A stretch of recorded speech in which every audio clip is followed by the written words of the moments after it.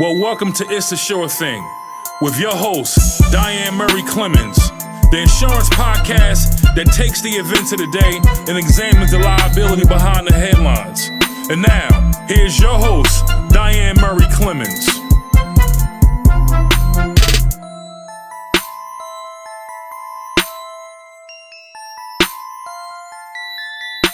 Morning. Good morning. How are you, Diana? I am good. Just trying to figure out how to share the live. Okay, so I see it. See it? Okay, great. Yeah. So I'm going to share it to a couple of different groups so people can see us this morning. And I appreciate you coming on this morning with me. We were scheduled for before, but I had to cancel, and I apologize for that. But I'm glad you were able to make time for me this morning. So this morning, everybody, we have Diana Williams, and she's here talking about her business, Resume Tailor, and we're going to talk about various things as to why she started her business, how important her business is, and how her business can help you in getting and landing that perfect job. So Diana, welcome again. And for those of you who wonder why we look similar, well, this is my baby girl, which is all grown up now, and an entrepreneur, which I'm very happy about and excited about her business. You've been in business how long now, Diana? I think officially probably a year and a half, near 2 years. Wow, that's great. And I'm excited about this and you having a business, because what's so funny is I recall when I had all of my various businesses and I'm doing stuff, and you always say, I'm not doing that. I don't want to be an entrepreneur. I'm going to work for somebody. I'm going to do this. I'm going to do that.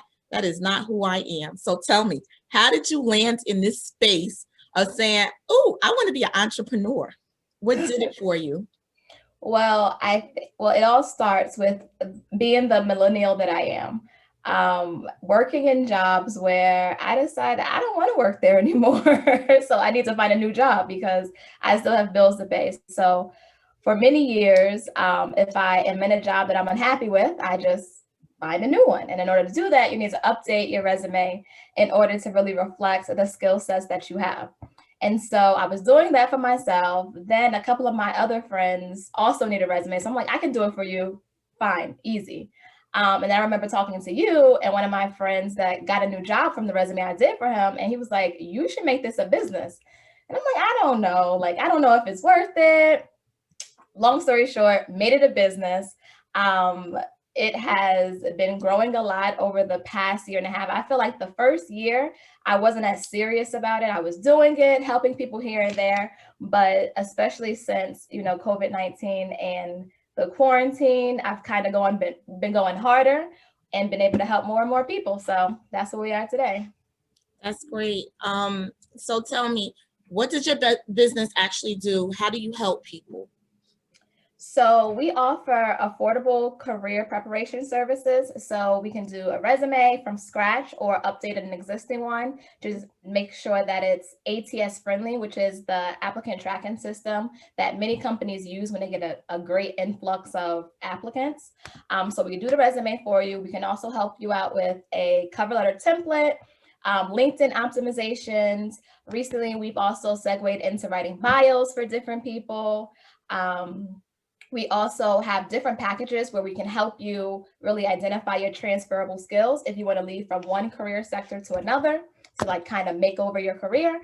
And then finally, we also help with individuals who have interview anxiety, or maybe they're getting a lot of interviews, but they just can't seem to land the job. So we have a package that is an interview preparation package that encompasses us role playing, practicing some of the difficult questions so that you feel really confident in going into the interview so you can get the job that you want. Okay, so you just gave me a lot of information, and we're going to start breaking down some of that stuff for people so they can understand what it is that they need, why they need it. So one question I have for you. A lot of companies now are doing online applications. Mm-hmm. If they're doing an online application, is a resume still necessary? So yeah, a resume is always necessary. I know there's a meme that many of us have seen that if you ask me to upload the resume, why are you still asking about my past experience?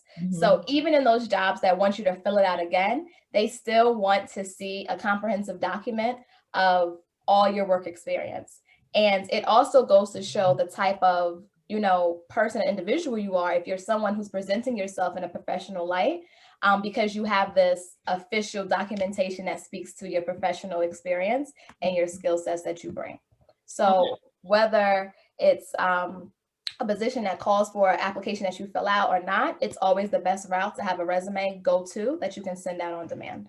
So what should a resume include?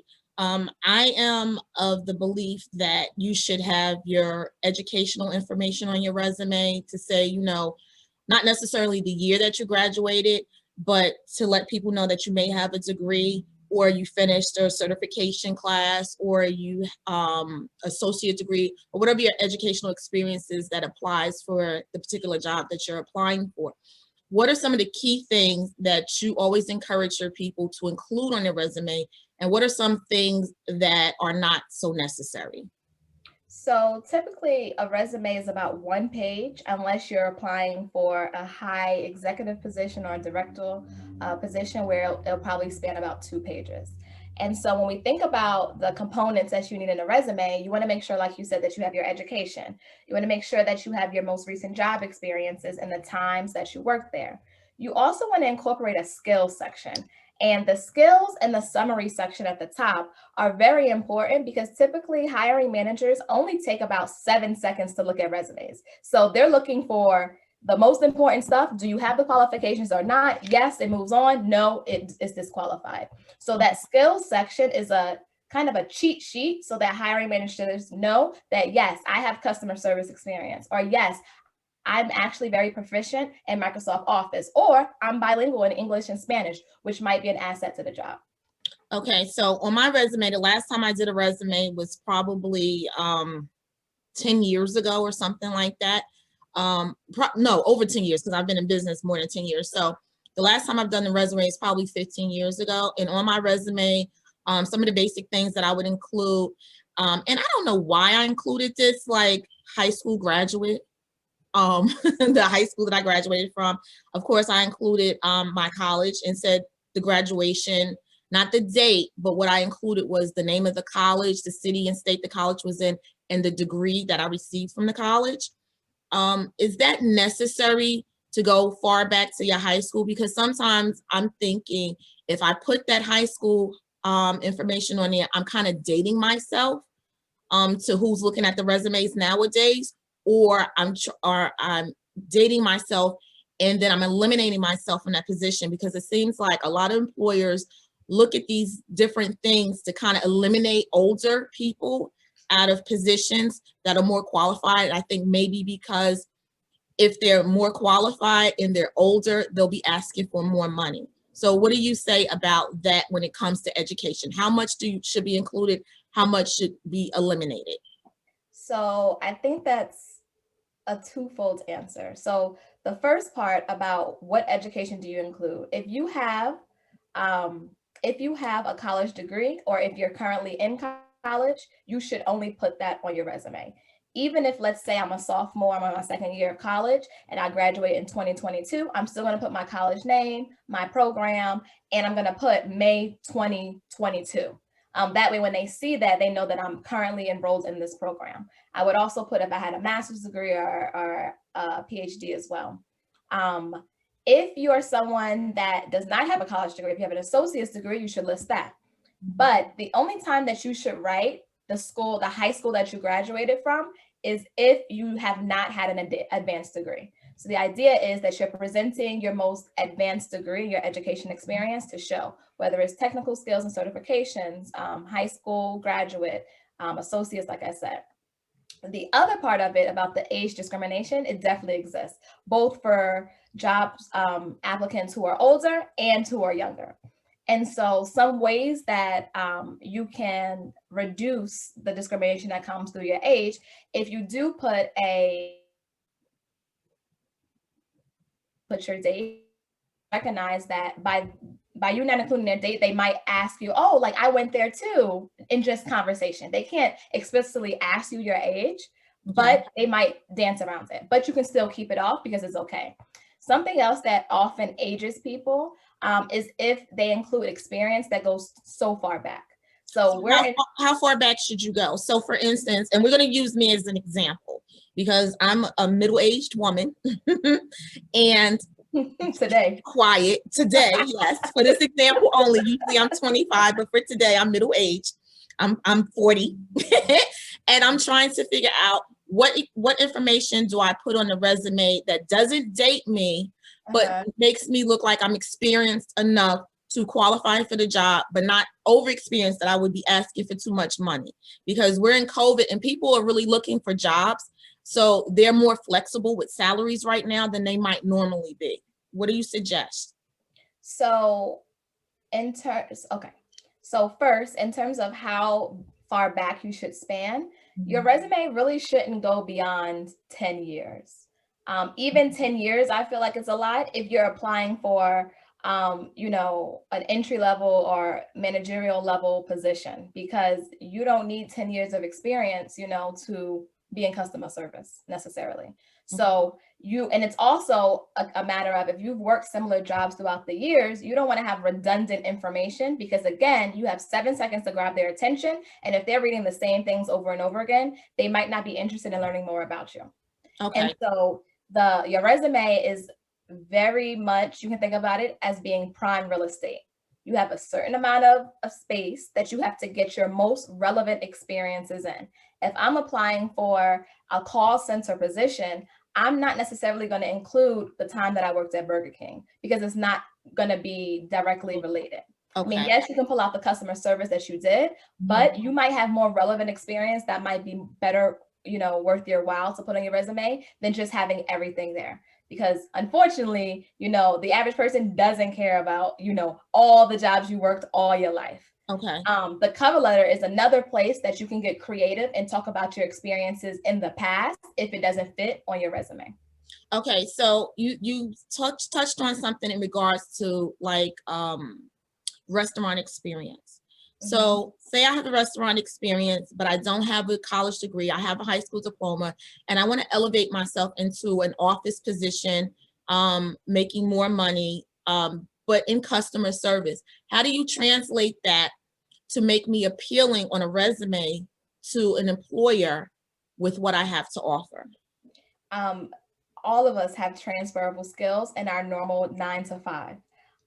Even if you are in the restaurant industry or the hospitality industry, you know how to interact with customers. You know how to resolve customer concerns by following protocol or by finding a mutual beneficial solution. You know how to, prepare reports that inform decision-making for management. Maybe you have, helped train and support new hires to improve their job performance. Okay. Maybe you've trained someone on, how to use the internal system to really keep a hand on top of the inventory count that's going to inform ordering. So like there's so many things and transferable skills that go from sector to sector. Okay. The key is when you identify the field that you want to go into, you find a job description that speaks the most to you and you want to dissect it. And so when you're spending the time dissecting it, you're looking for the keyword that's repeating itself constantly. And those are the keywords that you want to move into your resume, because those are the things that people in that field are looking for. So you mentioned keywords. Give me an example of what keywords are. And you mentioned earlier about a computer system that resumes are fed into that screen resumes as they're coming in for the employer to look for. What are keywords? And let's just pick a particular industry for a teacher. What are keywords for a teacher that you should have on your resume that makes it stand out and get through that computerized system so it can get to the individual to look at? So there's definitely some go-to words and knowledge in each industry, But in order to truly make your resume, allow it to get past that ATS system, you have to look at specific job postings. So let's say I found the job posting for a vacant teacher role, and I'm reading the job description, the responsibilities, the qualifications. I see something about being a self-starter 5 times. I see a word about being certified. I see lines about being all hands-on. Things like that. Those are the skills and the key words, because they're repetitive inside the job description, that I want to make sure are evident in my resume. Because once I apply, let's say it's 3,000 applicants for a single position, they all go to this system. This system are looking for a set of 10 words that was throughout the job description. If you don't have the education, if you don't have those keywords, they knock you out. If your resume gets discombobulated because it's not in the format, they knock you out. Then once they get through the ATS system, let's say 3,000 people apply, maybe 15 get through, then it goes to human eyes, who's doing that 7-second check. Then you have another 500 that goes to the next person, and then maybe 10 people come into interview, and that's still a lot. Oh, wow. Wow. And I'm assuming because of COVID, you're getting even more resumes that come into industries. So when you're saying 7 seconds, they literally have 7 seconds. They looking past, looking past. So do you, and I know as a professional that you are, and you look at resumes and you interview people coming in, does that pass column, is it saved for later future use, or do you think companies are passing and trashing at the same time? Because the industries and times are different. I know when I was looking for a job, they would say, oh, we're putting your file on record, we'll keep it on record. And then as time moved on, recently they'll say, well, you know, it stays on file for 30 days or 60 days or something like that. So if another position comes up at that company, you have to reapply. What are you seeing in the industries? I think it depends on the individual company. Personally, for me, when I see resumes, you know, at my day job and it's not what we want, I trash it. It's not something that I need, unless the only time that I guess a resume or an application is saved is if someone applied for a position, but they might be better suited for a different position, then you can move them over. But other than that, I think it kind of depends on the person's preference and what their system is for hiring and recruitment. So how do you reflect your personality through a cover letter and through your resume, so that when a physical person looks at your resume, they're able to pull that out and see it and say, okay, this is a potential candidate? Because it's very hard to put stuff in writing as to my bubbly personality, or I'm friendly, or I work well with a team. Like, how does that translate in writing? In my experience, it doesn't have to, and it's not important to, nor do I really think it should. The point of a resume and a cover letter is to get your foot in the door. Once you get on this interview, that's when you're going to bring in your charm. That's when you're going to bring in your personality, because they already know that you look good on paper. Now you have to let them know that you're actually good in person too. Okay. There's a lot of people that look good on paper, but can't actually do the job. Mm-hmm. And so I feel like people who overcompensate in that, with a whole bunch of colors and a whole bunch of effects, they don't really have what it takes to do the job always well, because they're putting their efforts in the wrong thing. I think as long as you have a professional document that represents your experience, your skill set, your qualifications, you get the interview, then you show them who you are, and you merge the two worlds between the paper and the reality you. Got you. So you also talked about in your business that you help with interview questions. You help kind of guide the candidate to help them prep them. What type of questions do you prep them for, and answers that they should give? Because I have always had an angst for these questions, like, where do you see yourself in 5 years? And in my mind, I think employed. Like, come on, that's a dumb question. But some people still ask that question. Or what do you bring to the table? Or what makes you a great candidate for us? And I'm thinking, because I'm here and I showed up. Like, how do you respond, and how do you prep people for these interview questions and to keep their nerves relaxed? Because it's very stressful on interviews. And is it okay to have a pen and paper and take notes and say, you know what, give me a minute so I can think about that and give you an answer. So what do you think? You asked so many good questions in one.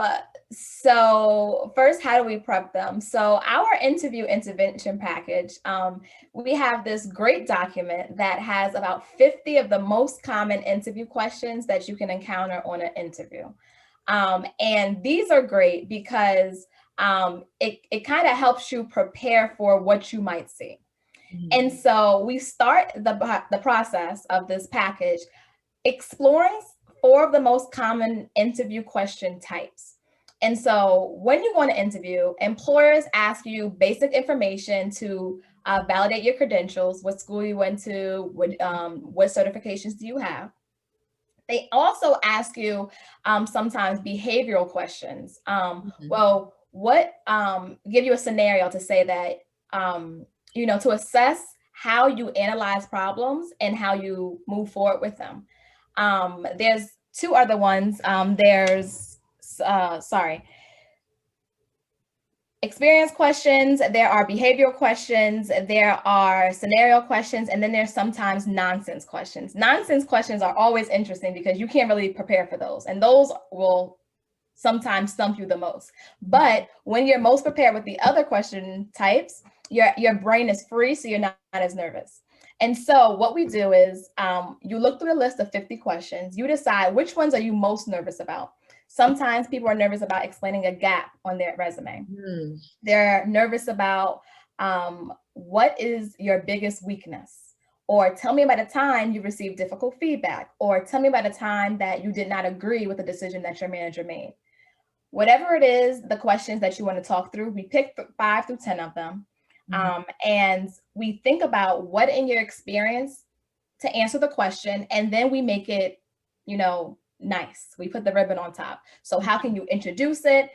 Introduce the problem, state how you talk through the problem, what were your steps to resolve the problems, and what you learned from it, and how it informs your behavior and your actions going forward. Again, it's not, employers aren't asking you to, it's not a get you got you question. They just want to know, how would you be like in this scenario? What happens if this happens? How do you push through adversity? How do you push through negative feedback? How do you encourage yourself when sometimes things don't go your way on the job, such as a project failed, or you were depending on a teammate and they didn't come through for you? Okay, so how do you respond when they ask you, how do you deal with a tough customer or bad customer? I always go back to, and I think everybody who has worked for enough different companies and had enough experience in different customer service environments have that one customer that will stick out forever. And my customer was Mrs. Norma Carbonelli. And she was in Long Island, and I worked at Macy's with my girlfriend Valencia, and I worked in the mattress department, and I was new to the mattress department, and we were in charge of taking orders, sending them over to Tim's trucking company for them to pick up from the warehouse and deliver. Well, apparently in my mind, me taking the order, writing it down on a piece of paper and sticking it in my outbox was going to get it delivered. I don't know why. I don't know why I thought that was sufficient. Like I shouldn't pick it up and take it to somebody or something, but whatever happened, the first order didn't get delivered. The second time it didn't come with a box spring. The third time, the mattress was the wrong size. Ms. Norma Carbonelli cussed me out every single time. I mean, she might have been well within her right. And I felt so bad, but every time I just kept sticking it in that outbox, and it just did not work right. Until finally I was like, Val, what was I supposed to do? And Val was like, duh, you're supposed to do X, Y, and Z. I was like, oh, that makes sense. So I think every person has that one customer. She makes it so funny. That one customer that sticks out. And that is always my go-to customer about how I screwed up, how I fixed the problem, and how I went back to Ms. Norma Carbonelli and apologized profusely on how I really messed it up and was like, please don't be mad at me. I'm new. I did not know. It just was totally my fault. I just didn't get it at that time. So that is my one go-to when employers always ask, how do you resolve a situation? How do you deal with customer service? I think that's a great example. Mm-hmm. If I were to push you in that answer though, Mm-hmm. I think it's great that, you go back to the customer and kind of close the loop to say that it was, my fault. I messed up. This is how, I'm going to make it up to you because she's the customer. Mm-hmm. But then also that self-reflection piece of not relying on you being new. You have to really emphasize that you realize that something wasn't working. So you Mm-hmm. reached out to your resources and to your team members or your manager to help you refresh you on what it is. Then you have to explicitly name, what was it after you talked to your friend? What did you take away so that it didn't happen again? Oh, yeah. So I talked to my team member. She reminded me I did this, this, and this. So going forward, I wrote the steps down and I made sure that at the end of each day, I checked that all the outbox was X, Y, and Z. So that way it wouldn't happen again. Absolutely. Because people make mistakes. It's just that you can't keep making the same mistakes over and over again because that's time and that's money. Absolutely. Absolutely. And at the time, I did not realize, and it was so crazy, is that I would call the trucking company and ask them, like, why wasn't it delivered? And the young lady on the other side of the trucking company was like, because we didn't get the order. What order are you talking about? And me, like a goof, is still sitting in my outbox on my desk. Had not moved. Had not moved. So whatever happened during training, I did not get that part of picking up the paper or calling the trucking company or anything. I said, okay, done, next. Okay, done, next. And after I realized that, I realized I screwed up a few other people's orders. So I was able to catch up and fix theirs quickly. The funniest thing ever, I will never forget this woman. I feel like I know what she looks like. I know her voice because I spoke to her so much on the phone. It was really crazy. Really crazy. So one of the other things I know that employers always talk about is they want you to be able to have the concept of being able to work with other team members, not only being independent, because now even with COVID, a lot of people are working from home. So you have to be more independent and responsible to get your job duties done within a work hour time, because in certain industries, only 9 to 5 hours windows are when certain companies are open. So what do you suggest and how do people reflect on their resume that they are independent, but yet they still can work as a team player, and they're able to work from home as well as working in the office? How do you reflect that? Do you reflect it in your resume, or does that transpire in a conversation, or do you put it on your cover letter? So I think it goes in all of those different areas.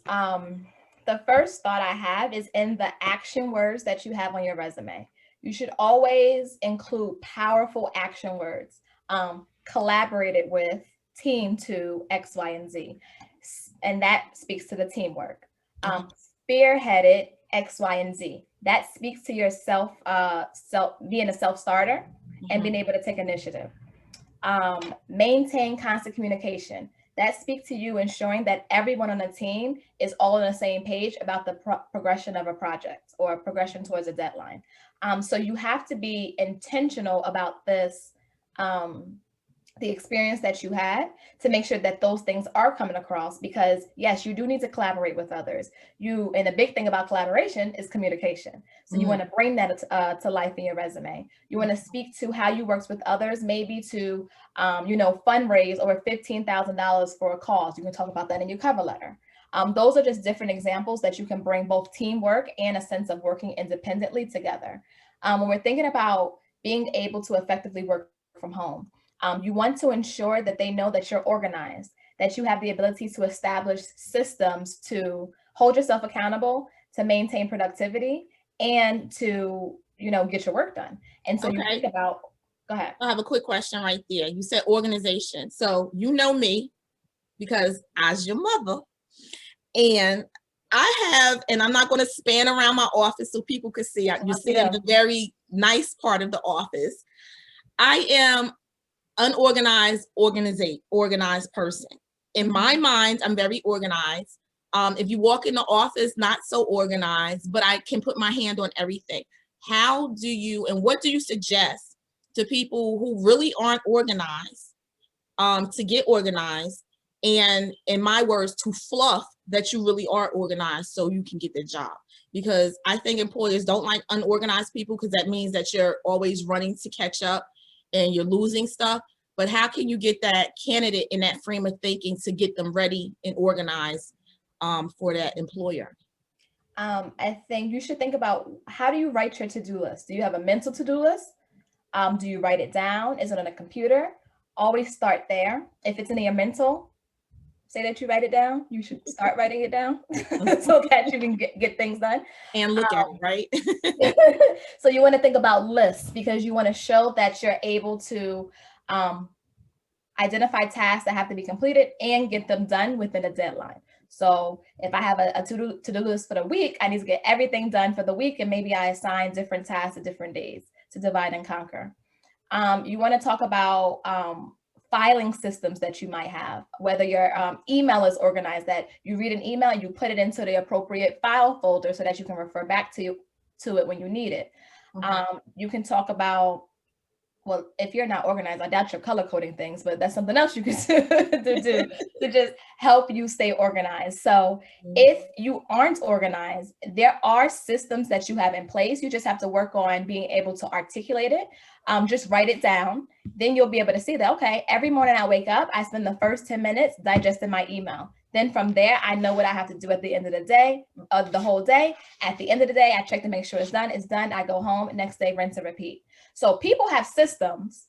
They just don't always have them written down, and they've never really thought about how it is they get the things done. Now, if you don't get anything done, I mean, maybe you have a system, but the average person that is productive in the world, you have some type of system. You should just work on writing it down. Okay. And it's very crazy. And I'm always amazed, because you are my child, that you are you have the organization. You can present organization. You can come to your house and see everything is organized and put in a certain place. And you come to my house and it's certain spaces are organized, because I don't touch those spaces. And then there are certain spaces that are just chaotic. And I know it drives you crazy, but I do use the color-coded system in my office, because I use certain types of files for certain colors, which helps me out. I do write my to-do list down. I write it down, but I don't go back and look at it and check it off sometimes.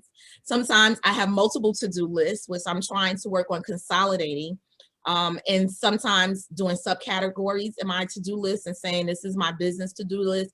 This is my personal to-do list. This is this to-do list. So I could kind of manage things that way.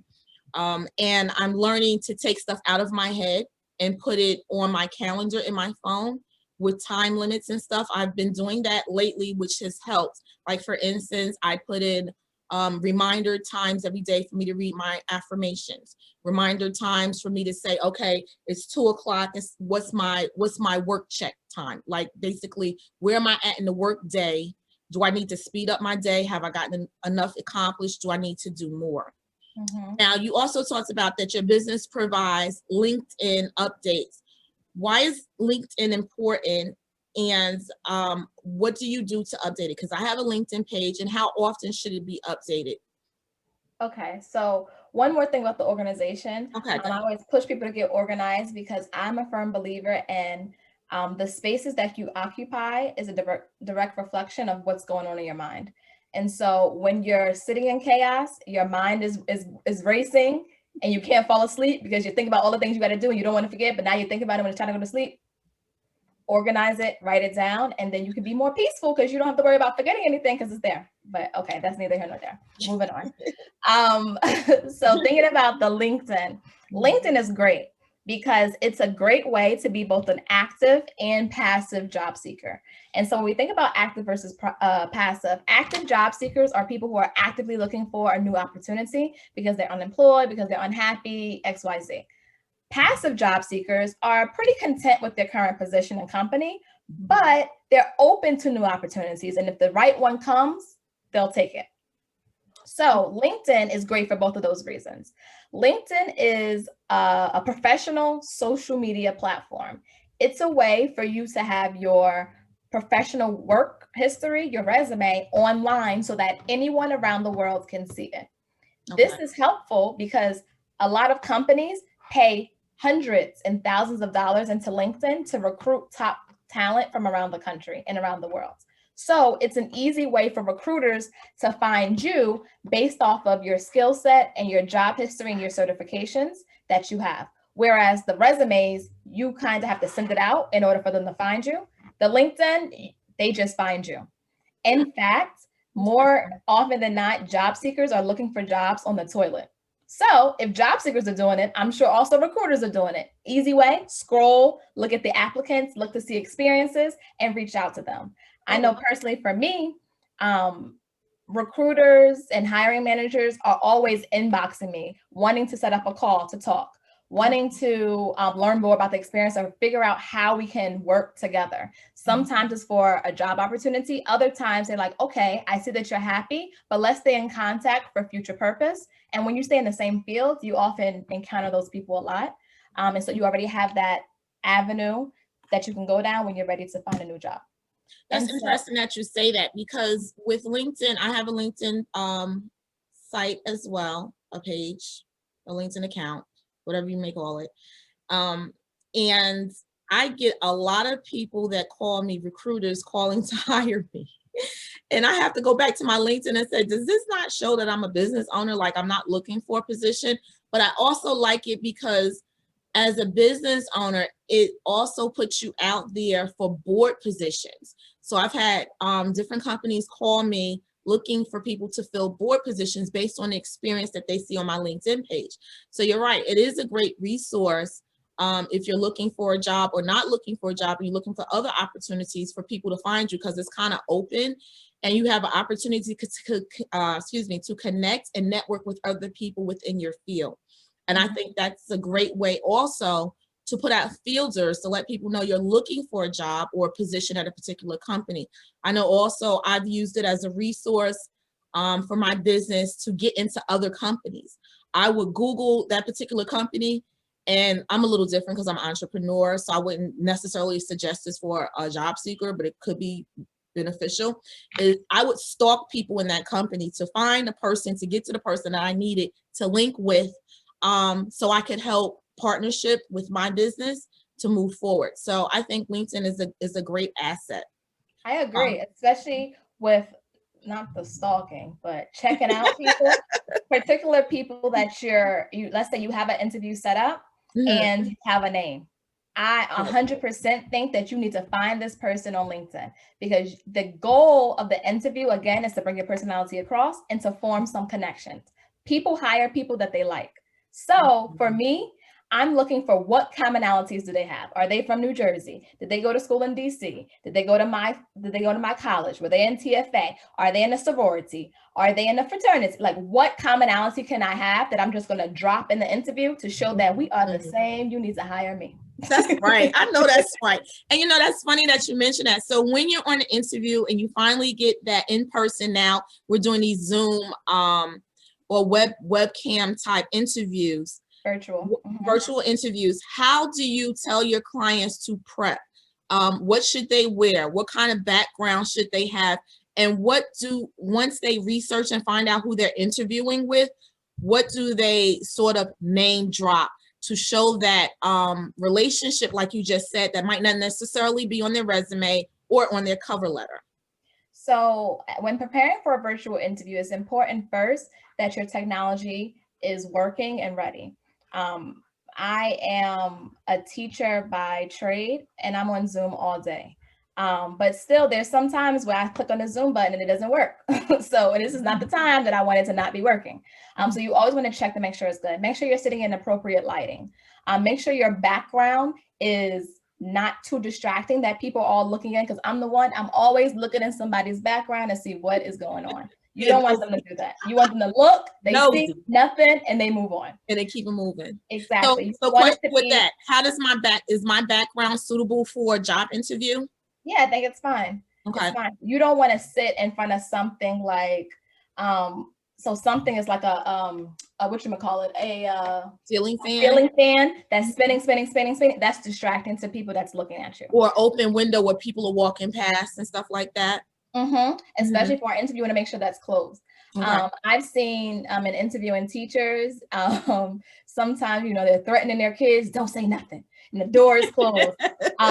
So you just have to make sure that your background is as distraction-free as possible. Okay. I think when thinking about the types of jobs that you want to work for in your companies, I would not want to work for a company if I were a parent. I would say, hey, I am, if I were a single mother, my child is here doing remote learning. I think they're fine, but just in case you hear anything, that's what it is. But everything's fine. Okay. Some companies don't want to hear that, but again, that's not a company that I would align myself with. Gotcha. So those are things that you have to be conscious of.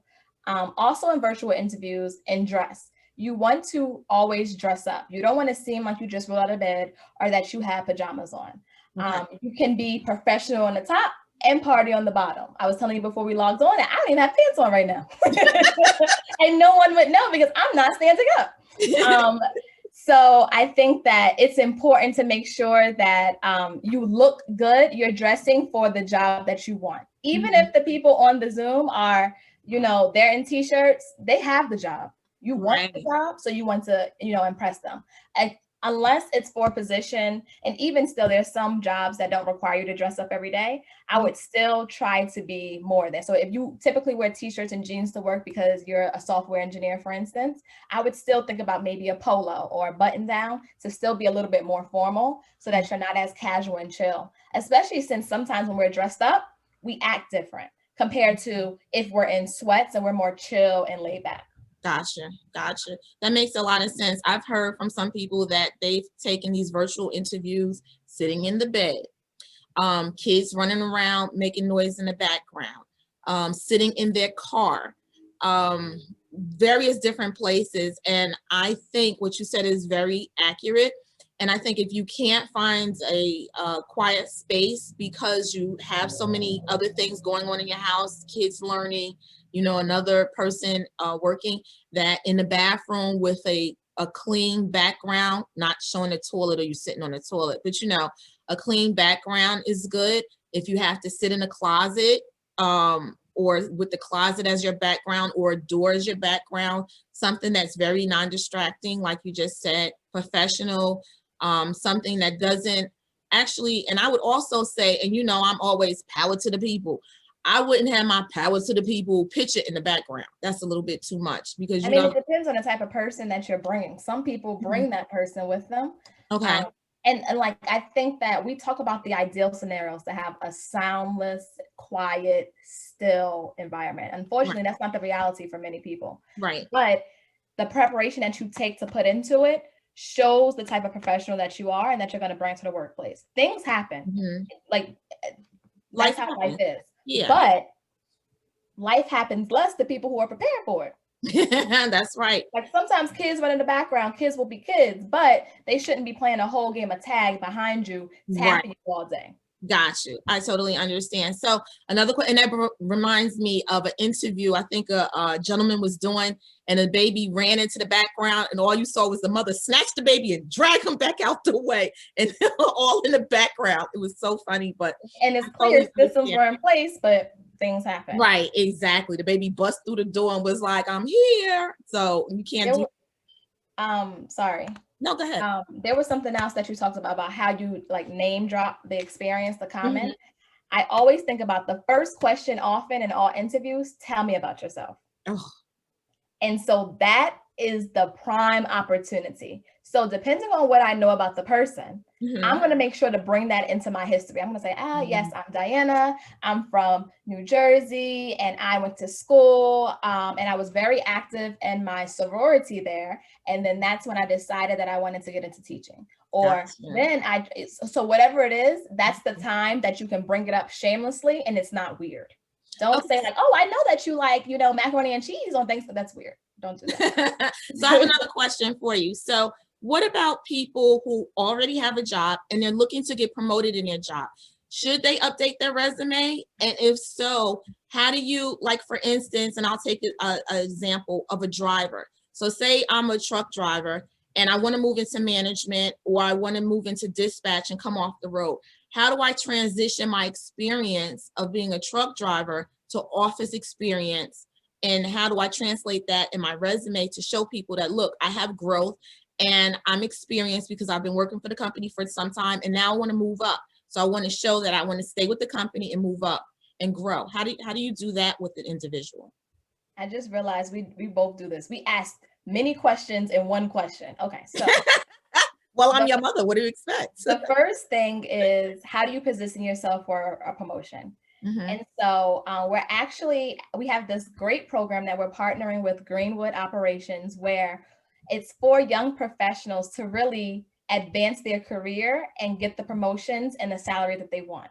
And so the first step of that is always taking an inventory of your job performance. Sometimes people say they want a performance, but then when you look at the work they've done, they haven't done anything. And they've been more of a headache than an asset. So you need to be realistic about if you are deserving of a promotion or a pay increase. Gotcha. Once you have that accurate description, which we can do for you in the package is called What Do You Want? And if you're interested in that, I can definitely send you the information for that. But once you have an accurate understanding of where you are in your career, then you can work on developing additional skill set. So if I am a truck driver and I want to transition into the like a manager's position, how can I develop or gain experience that I can add to my resume? So we actually just recently wrote a great blog post about how to gain additional skill sets. So you can find a side job or a side hustle that might give you the opportunity to manage or coach 2 or 3 associates. You can take classes online, especially one of the great things about COVID-19 is that there's so many offerings virtually. There's paid ones and free ones that you can learn and develop new skills. General Assembly has a ton of them that I do frequently. Libraries have them. Literally so many different companies are offering virtual learning opportunities for if you want to learn how to code, if you want to learn how to product management, public speaking, be a better manager, be a more effective manager. So the resources are out there. You just have to be more creative if you don't get the opportunity to do so in your typical 9-to-5 job. So get a side hustle, get a side job, volunteer with someone, with the organization. If you want to, improve on your ability to manage projects, maybe I'll volunteer with a nonprofit that's looking for someone to help manage their upcoming food drive. Gotcha. How can I, just different examples like that of how you're still adding to your resume and being purposeful so that you can get to where you want in your career. Gotcha. So I'm looking, and when I look to my side, I'm looking over at my Facebook feed because people are putting great comments in. So one person says, 3-minute elevator pitch. Is there such thing as a 3-minute elevator pitch when you're trying to, I don't know, if you're really on the elevator with somebody and you want to be at this company, like what do you say to not seem like a crazy person, but like, I'm an asset, I want this position, or I'm in this position, in this company already, and I'm ready to move ahead, like help me get there. What do you suggest? So one elevator pitch is yes. Not only does it help you articulate and figure out what you want, it gives the other person the opportunity to understand what they can do for you or who they can connect you with. Something that I've talked to my friends about a lot is, unfortunately, in Black and Brown communities, we're used to putting in the work and expecting to get recognized and promoted. Unfortunately, that's not how it works. And people who don't look like us, they know that they ask for what they want so that they get it.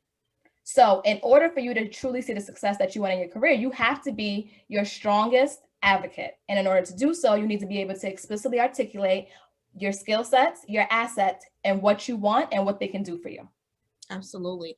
So my question, how do people find you? Do you have any offers? And who are your best clients? So you can find me on Instagram, resume_Tailor. That's TAILOR. Our website is proresumetailor.com. We currently have a special going on for December until the 28th, where you get $20 off any 2 or more services, whether it's for yourself or you want to gift a package to, your son that's still living in your house. You want him to get out and get a job. Yes, Lord. Or if it's your boyfriend and praise God, help him.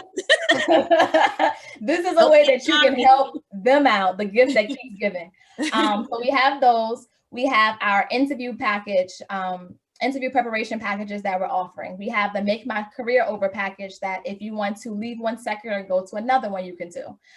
We also, like I said, have the partnership with Greenwood Operations, where as a young professional, young is operative. Young can be 0 to 99 years old. But you're in a position where you want to advance in your career. So you need to position yourself so that you can go to your boss at the beginning of the year to say, this is what I want. How can I get there? We have those. And that is a coaching program actually where you'll get one-on-one coaching from myself and my partner, Daryl, or you can do a self-guided with all the resources to take control of your career yourself. So we have those 2. We have this great thing that, and I think that we're going to start offering it.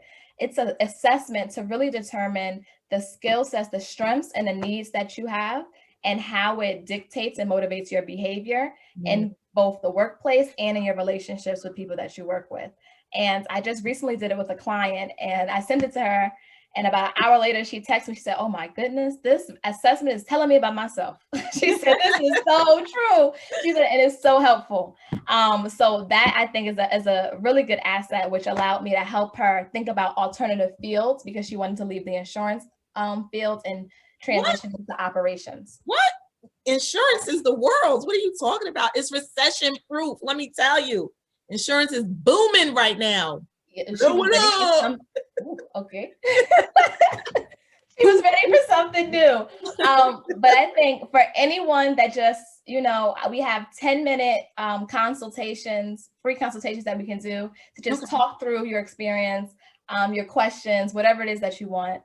We have those available. And we also have free resume reviews where you can send me your resume. I'll give you some feedback and you can decide to implement the feedback yourself or pay us to help you out.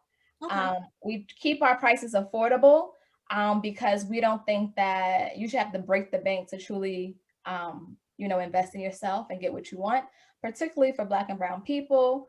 And so, yeah, I think that's it. That's great. So resumes, cover letters, LinkedIn updates, interview preparation, and what else? Career pivots. Call us. We'll talk through how we can help you and the resources that we can provide you. That's great.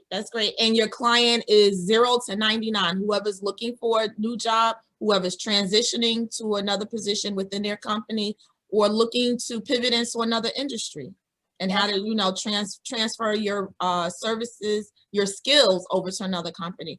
I think that you're like a wealth of information, Diana. I swear, I'm so glad I birthed you. I feel like everything that I know in my head that's scrambled up has come through you, because if you look at my office, it's like all over the place. So I'm an organized mess, if you can say that. So I don't know. So again, tell people how they can reach you. Give them your information if you have a phone number for them to call, because some people like to talk to you as opposed to Instagram or messaging and all of that. Give that information one more time because we're about to close out. And if there's anything else you want to leave us with, by all means, give it to me. Yes. So you can find me on Instagram at resume_Tailor. That's TAILOR. You can call us at 267-666-0943. Our website is proresumetailor.com. You can send your resume over. I can give you a free resume review or just help you get started with the process. And if you are connected to any organizations, considering the times that we're in, and you would like us to, or me, to host a free resume webinar for your people, I am more than happy to do so free of charge. Typically, those webinars last about 30 minutes of just going through the basics of resumes and some tips, and then there's a question and answer at the end. So if that's something that you're interested in, please reach out to me as well. I totally appreciate it. And I know people will start to call you because they've been calling you before.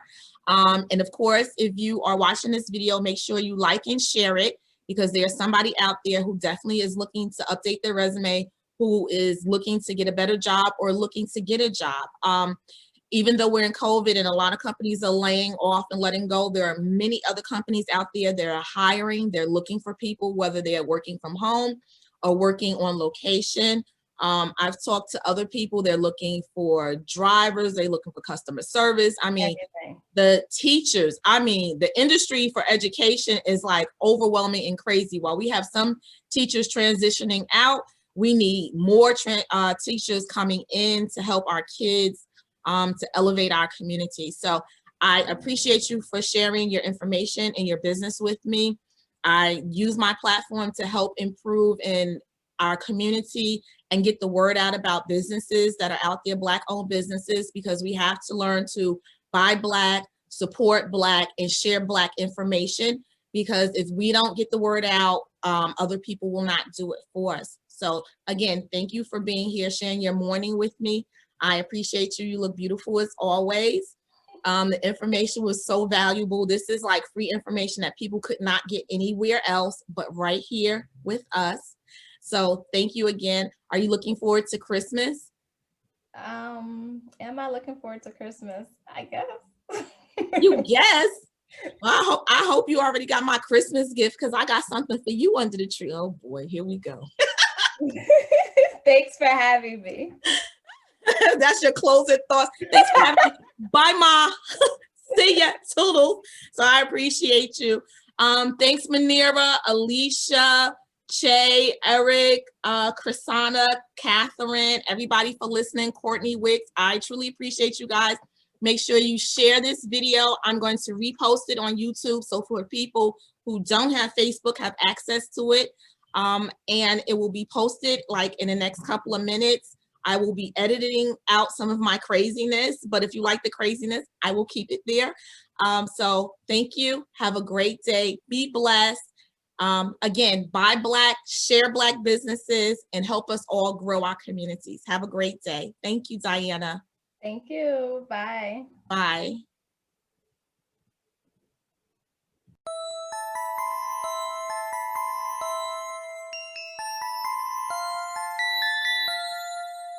You've been listening to It's a Sure Thing, sponsored by DLM Insurance, with your host, Diane Murray-Clements. Join us again when we take a look at the role insurance plays in today's hot topics, right here on It's a Sure Thing. Subscribe and follow us on YouTube and Instagram.